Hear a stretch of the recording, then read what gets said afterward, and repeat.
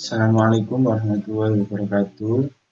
Saya Widana Armansyah, NPM 190 120 10 298 dari Universitas Pembangunan Nasional Veteran Jawa Timur, Fakultas Ekonomi dan Bisnis, jurusan Manajemen, akan menjelaskan tentang pasar modal. Definisi pasar modal dari Undang Republik Indonesia Nomor 8 Tahun 1995 tentang pasar modal, yaitu kegiatan yang bersangkutan dengan penawaran umum dan perdagangan efek perusahaan publik yang berkaitan dengan efek yang diterbitkannya, serta lembaga dan profesi yang berkaitan dengan efek. Menurut IDX atau Indonesia Stock Exchange, pasar modal adalah sarana bertemunya pengusaha maupun institusi lain seperti pemerintah yang membutuhkan dana dari masyarakat untuk mengembangkan usaha, ekspansi, penambahan modal, kinerja, dan lain sebagainya dengan masyarakat yang hendak menginvestasikan dana mereka. Berikutnya ada jenis pasar modal. Yang pertama, pasar premier adalah perusahaan menjual kepada investor. Pasar sekunder adalah investor menjual kepada investor. Jakarta Automated Trading System atau disingkat dengan JATS. Pada awalnya, transaksi pasar modal dilakukan secara manual.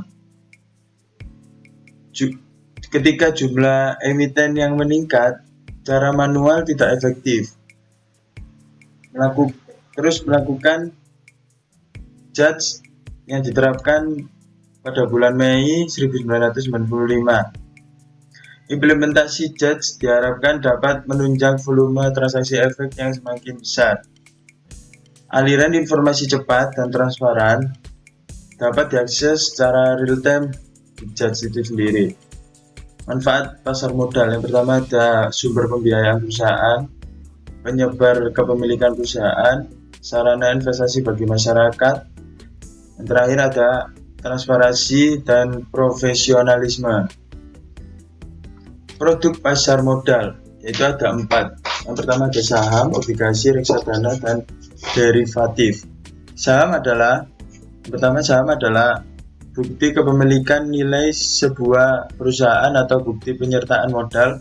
Pemilik saham juga memiliki hak untuk mendapatkan dividen sesuai dengan jumlah saham yang dimilikinya. Yang kedua ada obligasi. Obligasi itu sendiri surat utang jangka panjang yang dapat dipindahtangankan yang berisi janji dari pihak yang menerbitkan untuk membayar imbalan berupa bunga pada periode tertentu dan melunasi pokok utang pada waktu yang telah ditentukan kepada pihak pembeli obligasi tersebut. Reksadana.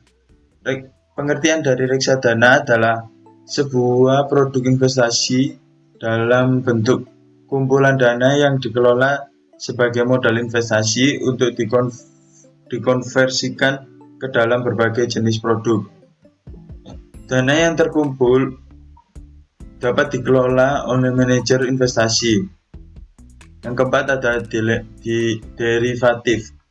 Derivatif merupakan kontrak perjanjian yang nilai atau peluang keuntungannya terkait dengan kinerja aset lain.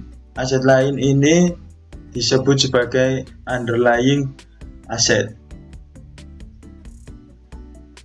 Produk pasar modal. Yang pertama tadi ada saham, keuntungan dari saham sendiri dividen. Pembagian keuntungan perusahaan kepada pemegang saham berdasarkan kepemilikan saham. Dividen diberikan setelah RUPS. Yang kedua ada capital gain. Harga jual lebih tinggi dari harga beli. Risiko saham. Yang pertama capital loss. Harga jual lebih rendah dari harga beli. Yang kedua ada risiko likuiditas. Perusahaan dinyatakan bangkrut oleh pengadilan atau perusahaan tersebut dibubarkan. Ada kepemilikan saham. Analisis fundamental. Kinerjanya ada yang pertama ada analisis fundamental, melihat kinerja keuntungan perusahaan. Yang kedua analisis teknikal, yang melihat pola pergerakan saham. Jenis saham berdasarkan klaim. Yang pertama ada saham biasa, yang kedua ada saham preferen. Saham biasa yaitu hak klaim terakhir saat perusahaan likuiditas. Yang kedua ada hak suara proporsional dalam RUPS, mendapatkan dividen dan hak memesan efek terlebih dahulu. Saham prefen, hak klaim diprioritaskan saat perusahaan likuiditas, tidak memiliki hak suara dalam RUPS, dividen jumlah tetap setiap tahun, memiliki opsi konversi ke saham biasa. Kedua ada obligasi berdasarkan penerbit. Yang pertama contohnya obligasi korporasi yang diterbitkan oleh swasta, BUMN, dan BUMD. Yang kedua ada obligasi negara yang diterbitkan oleh pemerintah. Jenis obligasi berdasarkan jenis. Yang pertama ada konvensional, yang kedua ada syariah atau suku. Efek syariah berupa bukti kepemilikan atas underlying aset. Keuntungan dari obligasi itu sendiri, yang pertama mendapatkan kupon, fee atau nasabah secara periodik dari efek bersifat utang yang dibeli. Pada umumnya, tingkat kupon fee atau nisbah berada di atas bunga Bank Indonesia.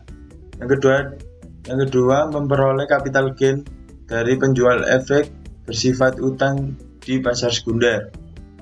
Yang ketiga memiliki risiko yang relatif rendah dibandingkan instrumen lain seperti saham, di mana pergerakan harga saham lebih berfluktuatif. Risiko dari obligasi, ketika penerbit obligasi gagal bayar atau tidak bisa memberikan pokok dan bunga tepat waktu sesuai jatuh tempo. Yang ketiga ada reksadana. Jenis dari reksadana ada reksadana pasar uang, yaitu investasi pada efek bersifat utang dengan jatuh tempo kurang lebih 1 tahun. Yang kedua ada reksadana pendapatan tetap, investasi minimal 80% berbentuk obligasi. Yang ketiga ada reksadana saham, investasi minimal 80% berbentuk saham. Yang keempat ada reksadana campuran. Campuran ini efek yang bersifat ekuitas, utang, dan instrumen pasar uang. Berikutnya ada fund fact sheet, ringkasan laporan produk reksadana yang bersifat informasi kinerja produk, jumlah dana yang dikelola, portofolio, dan lain-lain. Keuntungan dari reksadana, yang pertama kinerja portofolio dikelola dan dipantau oleh manajer investasi. Yang kedua ada efisiensi waktu. Yang ketiga diversifikasi investasi dengan dana yang terjangkau. Yang terakhir ada risiko dari reksadana. Yang pertama berkurangnya nilai NAB. Yang kedua likuiditas terjadi jika manajer investasi tidak bisa menyediakan uang tunai sebagai pasar pemegang unit memiliki penjualan kembali. Yang ketiga risiko one prestasi. Ini adalah struktur pasar modal. Ada lembaga clearing dan penjaminan, ada badan pengawas pasar modal, ada indeks stock exchange, ada Indonesia Central Securities Depository, lembaga penyimpanan dan penyelesaian. Dan ini atas ini strukturnya dan pengertiannya. Ini skema penyelesaian BI. Siklus penyelesaian bursa Y+2 merupakan penyelesaian di mana penyerahan efek oleh pihak penjual dan penyerahan dana oleh pihak pembeli dilakukan pada hari bursa kedua setelah terjadinya transaksi bursa. Cara investasi di perusahaan internasional adalah ada 2, daftar broker luar negeri dan reksadana portofolio saham luar negeri. Nah, ini contoh-contohnya. Terima kasih. Sekian dari saya. Wassalamualaikum warahmatullahi wabarakatuh.